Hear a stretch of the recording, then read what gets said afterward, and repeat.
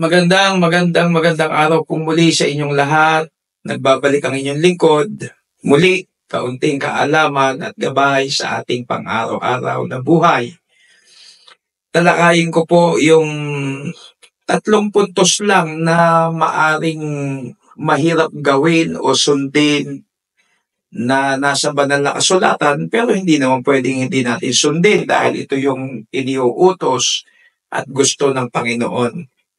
Hindi po madali, hindi po madali ang maging Kristiyano, pero masarap at talagang puspos ng biyaya, pagpapala at tagumpay at katuwaan. Pero may mga bagay na mahirap. For example, bigyan ko kayo, unang-una yung sinabi sa Luke 6:27-28, the hardest things to do. Ito yung pamagat ng ating devotion.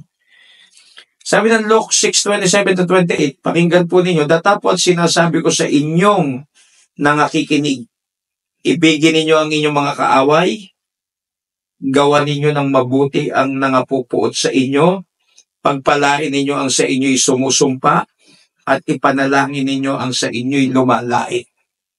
Can you imagine itong bili ng Panginoon dito? Madaling basahin. Mahirap po itong isabuhay, lalo na kung dinadaanan na natin mismo. Pero wala tayo magagawa. Doon dapat makita ang pagiging mananampalataya natin. Nakita niyo yung statement? Hinati po ito sa 4. Nakalagay, ibigin ninyo ang inyong mga kaaway.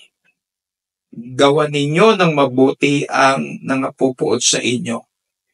Pagpalain ninyo ang sa inyo'y sumusumpa, at ipanalangin ninyo ang sa inyo'y lumalait. So, hindi po madali yan, pero yun ang gusto ng Panginoon. The hardest things to do. Hindi lang yan, meron pa yung tinatawag na to forgive and to forget. Yung magpatawad. Ang Diyos, laging nagpapatawad, pero pag ikaw nagkamali sa tao, yung isang pagkakamali mo lang, borado na yung mabuting lahat ng ginawa mong mabuti, borado na ang tatandaan yung isang pagkakamali. At pag nagkamali ka, hindi ka pa basta patawarin ng tao. Buti pa, ang Diyos lagi nagpapatawad at tao mahirap. So ito yung pangalawa.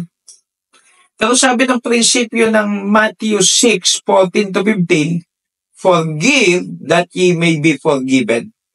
Kasi kung hindi ka raw marunong magpatawad, hindi ka rin patatawarin ng Ama na nasa langit. So ito po, mahirap. Lalo na sa isang tao na nagawan ka ng masakit o maaring malaking pagkakamali, siniraan ka, hindi natin alam, iba't ibang pasakit sa puso na nagawa sa ng kapwa mo. Pero kung humihingi ng tawad at talagang totoo at nagpapakababa, dapat wag natin ipagdamot ang pagpapatawad. To forgive and to forget. Yan, pangalawang mahirap. Pangatlong mahirap yung nasa Galatians 2:20, the hardest things to do. Yung nakalagay sa Galatians 2:20, patungkol sa sinabi ni Pablo, ako'y napako sa krus, nakasama ni Kristo, at hindi na ako ang nabubuhay, kundi si Kristo ang nabubuhay sa akin, at ang buhay na kinabubuhay ko ngayon sa laman, ay kinabubuhay ko sa pananampalataya. Ang pananampalataya na ito'y sa anak ng Diyos na sa akin ay umibig, at ibinigay ang kanyang sarili dahil sa akin. Yung tinatawag na dying to self, yun yung pangatlo. Yung bang meron kang mga bagay na gusto ng laman mo, pero maaring kasalanan sa harap ng Diyos, isinuko mo na sa Diyos, pinapatay mo araw-araw. Ang nasa puso't isipan mo na ay yung kung ano makaluluwalhati sa Diyos, hindi na ikaw siya na. So yun, yung to love, do good, bless, and pray for your enemy, to forgive and forget, dying to self for the sake of Christ. Kaya yung mga mabibigat na yan sa banal na kasulatan, wala pong excuse para sabihin natin na, Panginoon, di ko po kaya, hindi. Ito lang po masasabi ko, sabi ni Apostol Pablo sa Philippians 4:13, I can do all things through Christ who gives me strength.